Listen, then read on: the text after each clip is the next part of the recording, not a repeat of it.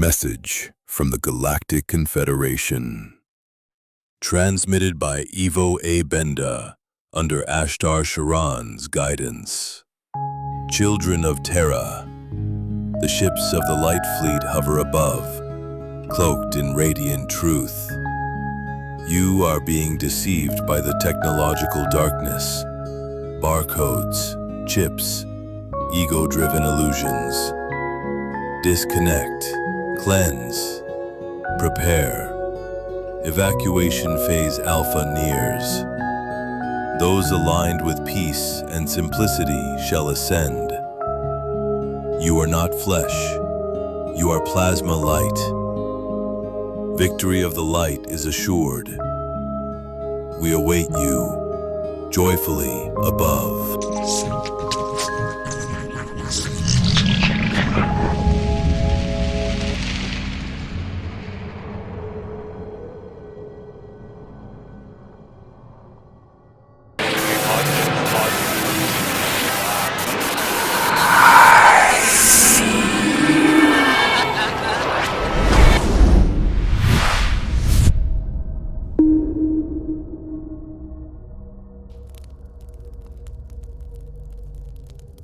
In 1997, the world watched in horror as the Heaven's Gate cult took their lives in a mass suicide, believing they were about to board a spaceship hidden behind a comet. That same year, in the Czech Republic, a quiet man with a calm voice claimed to be receiving similar messages from the stars, but his prophecy was even more expansive, involving fleets of alien ships, reptilian invaders, cosmic evacuations, and humanity's desperate need to unplug from modern life. His name was Ivo A. Benda, and the group he would create became known as the Cosmic People of the Forces of Light, or simply, the Universe People. For a brief moment, they were the most talked about cult in Czech and Slovak media. Today, they remain the internet's most strange spiritual UFO movements, still active, still updating, still warning people of reptilian enslavement. But firstly, let's go back to where it all began, to the man himself.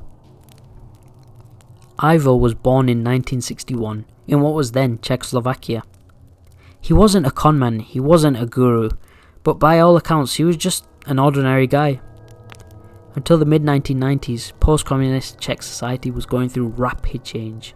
A disillusioned population, a collapse of ideological certainty, a growing fascination of the paranormal, the spiritual, and the forbidden.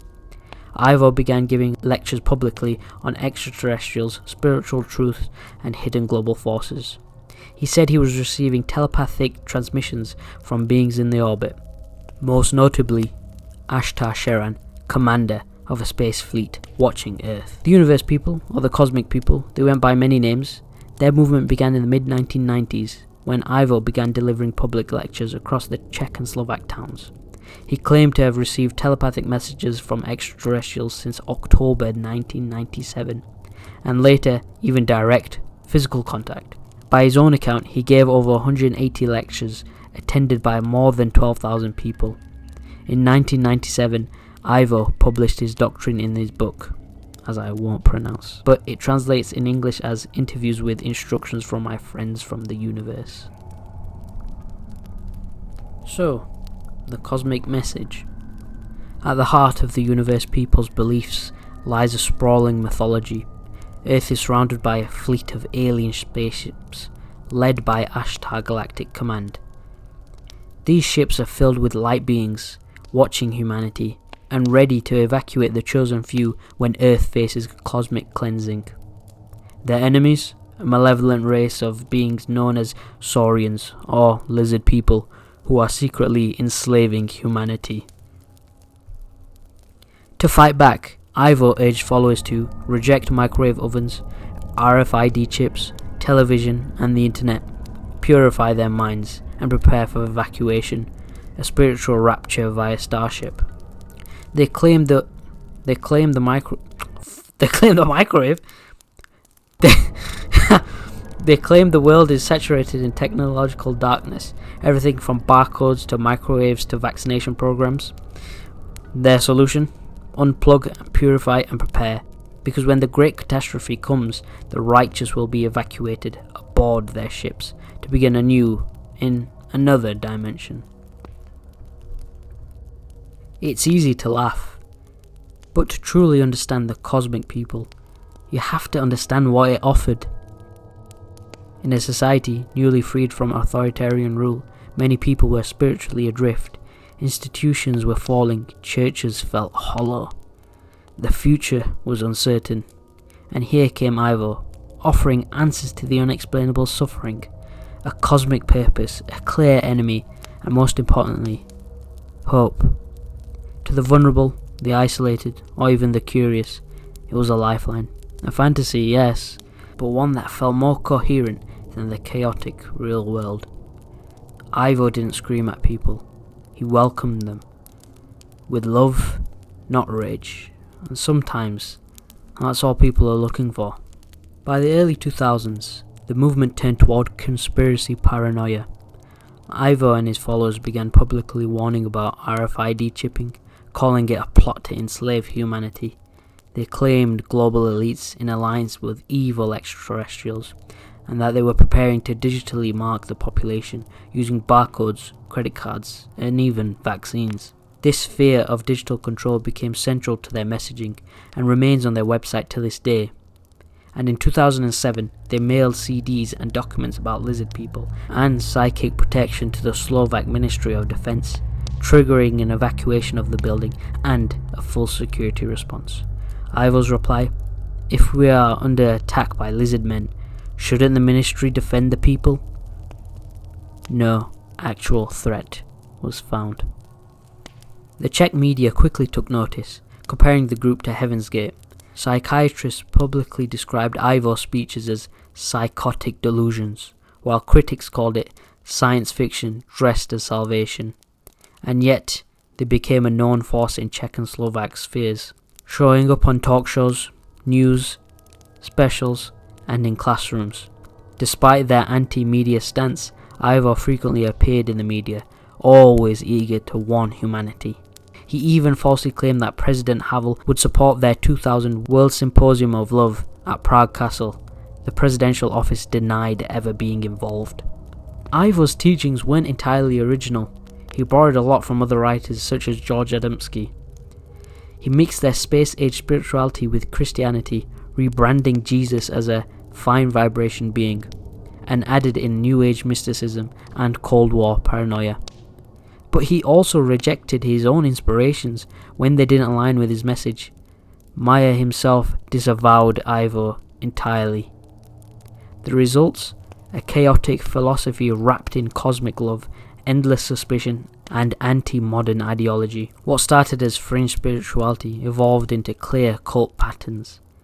A charismatic leader, claiming exclusive contact with divine beings. A belief that the world is under constant invisible attack. Calls for isolation from family, society, and media. Requests for donations to fund Ivo's work. And frequent fear-based messaging, masked by love and light rhetoric. They even reject copyright law, claiming all rights belong to alien beings who don't care about earthly licenses. They want to abolish money, reject IDs, and live in a world ruled by universal love and space councils. By the late 2000s, the group's momentum slowed. Today, the website still exists. A surreal, blinding page full of bright stars, rainbow fonts, and 2000s era's gifs. It is regularly updated, and still asks for donations, and still posts new transmissions. But online, it has become something entirely else. An internet curiosity, a meme, a ghostly remnant of a pre-social media era, when conspiracy, spirituality, and the web collided unchecked. As of 2025, Ivo still actively runs it. The universe people are not the first group to believe that salvation lies in the stars, and they won't be the last. But what makes this cult unique is its blend of fear and hope, warning of digital enslavement while promising a galactic utopia.